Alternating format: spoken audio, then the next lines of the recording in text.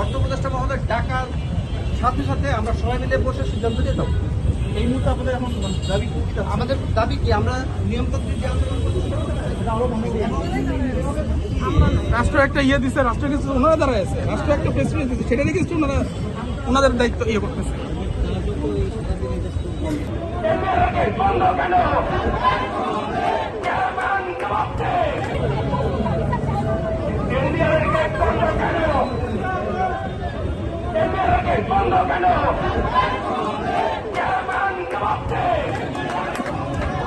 India